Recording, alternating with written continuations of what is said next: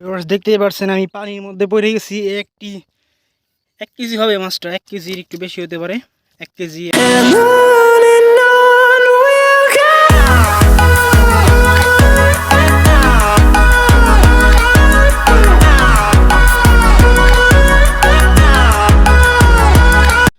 আমরা সকাল সকাল বেরোইছি পিঁপড়ার ডিম সংগ্রহের উদ্দেশ্যে, কারণ সকলেই জানে যে নদীতে মাছ ধরতে গেলে পিঁপড়ার ডিম অবশ্যই লাগবে।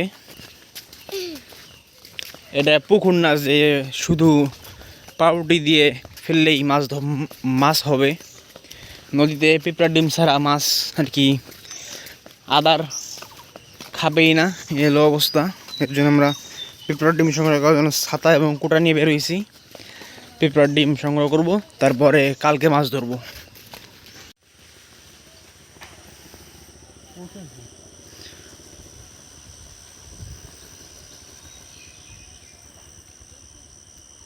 সকাল আপনারা দেখতে পাইছেন যে আমরা পিঁপড়ার ডিম সংগ্রহ করছি। আজ সকাল সকাল চলে এসেছি মধুমতির পাড়ে। বসি সবগুলি সোজা করা হয়ে গেছে, এখন শুধু টোপ ফেলবো এবং অপেক্ষায় যে কোনো মাছ পাবো কি পাবো না। মাছ পাই বা না পাই আপনাদের একটি সুন্দর ভিডিও দেওয়ার চেষ্টা করব। আপনারা ভিডিওটি উপভোগ করুন এবং ইনশাআল্লাহ ভালো রেজাল্ট পাইতে পারি আজকে। দেখা যাক কী হয়, আপনাদের একটু পরে আবার আপডেট দিব। এই যে ভিউয়ার্স, আজকে দিনের আমাদের প্রথম হিট। বেশ বড় সাইজের একটি গুলশা ট্যাংরা, বেশ বড়, এই দেখতে পাচ্ছেন ভিউয়ার্স। এই যে আমাদের আজকে দিনের দ্বিতীয় হিট।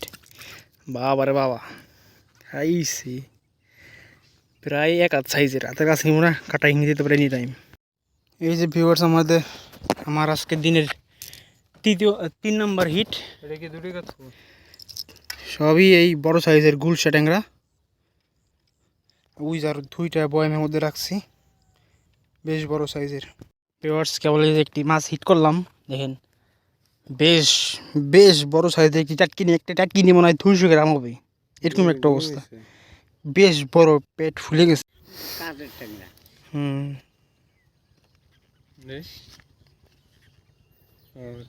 ভালো বড়।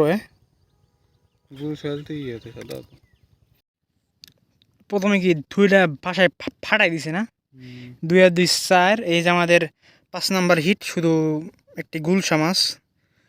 বুঝলাম না কালীবাস গেল কোথায়? কালীবাস মাছ পাইতেছি না অনেকদিন ধরে। অনেকদিন বলতে আজকে দিনে কোনো কালীবাস পাইনি, শুধু এই গুলশা এবং একটি টাটকিনি মাছ পাইছি।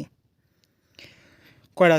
4টা গুলশা না, 4টা গুলশা, একটি টাটকিনি। এটা আমাদের 5 নম্বর হিট। দেখতেই পারছেন আমি পানির মধ্যে পড়ে গেছি। 1 কেজি হবে মাছটা, 1 কেজির একটু বেশি হতে পারে। 1 কেজি 120 গ্রাম বা 200 গ্রাম।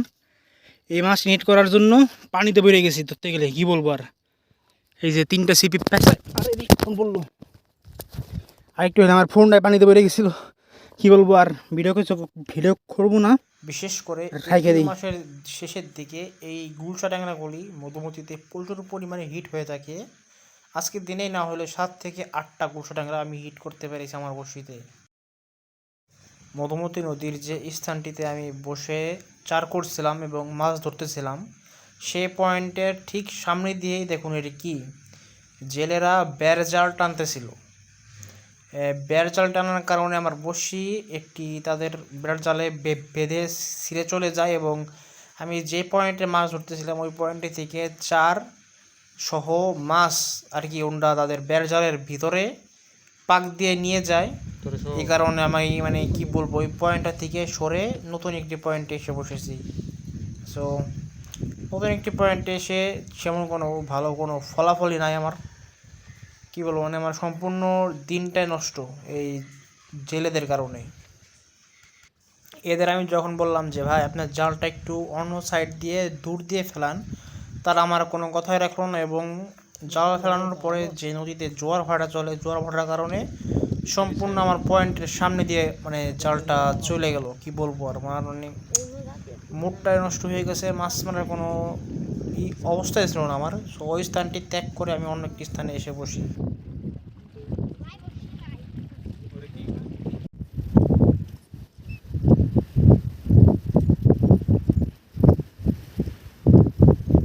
প্রায় সময় যখন মধুমতিতে আমি মাছ ধরতে এসেছি তখনই দেখতে পেয়েছি যে এই চাচাদের বয়সী অনেকেই মধুমতির সাইডদের এভাবে খেপলা জাল দিয়ে মাছ ধরে। এভাবে তারা বিশেষ করে যে দেশি মাছগুলো যেমন চেওয়া বাইলা মাছ, বাম মাছ এবং চিংড়ি মাছ, পুঁটি মাছ সহ আরও বিভিন্ন প্রকার দেশি মাছ তারা পেয়ে থাকে। এই মাছগুলো মানে কী বলবো, মানে বাজারে পাওয়া তো যাবেই না, এবং এই মাছগুলোর স্বাদই অন্যরকম। এই মাছগুলোর স্বাদ শুধু তারাই পেয়ে থাকে। মধুমতি নদীতে এর আগেও আমি এসেছি 2 থেকে 3 বার খেপলা জাল নিয়ে, আমি এবং আমার কাকাতো ভাই রেজওয়ান দুজনই, কিন্তু ভিডিও করতে পারিনি কারণ আমরা দুজনই সম্পূর্ণ ভেজা অবস্থায় ছিলাম। এসেছিলাম আর কি খেপলা জাল নিয়ে গোসল করার জন্য, মানে ফোন নিয়ে আসা হয় নাই বলে কোনো ভিডিও করতে পারিনি দুর্ভাগ্যবশত। ইনশাল্লাহ নেক্সট টাইম যখন মাছ ধরতে যাবো খেপলা জাল দিয়ে তখন দেখানোর চেষ্টা করব একটি ভিডিও বানিয়ে। মধুমতির পাড়ে বসে আছি, সুন্দর আবহাওয়া, অতটা রোদ নাই, অতটা গরমও নাই, হালকা বাতাস আছে। আলহামদুলিল্লাহ আজকে দিনে প্রচুর পরিমাণ মাছ হিট করছি বলা যায়, কালীবাউস, ট্যাংরা এবং টাটকিনি মাছ সহ। কিন্তু এই দিয়ে আমি দ্বিতীয়বার আর কি কালবৈশাখী ঝড়ের কবলে পড়লাম।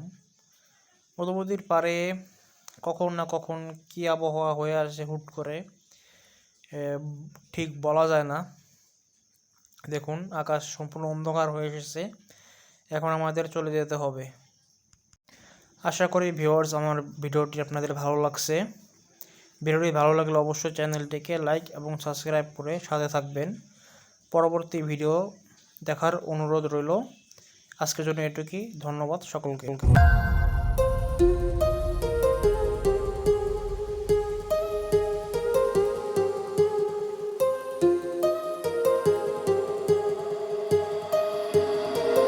My heart rages around like an ocean in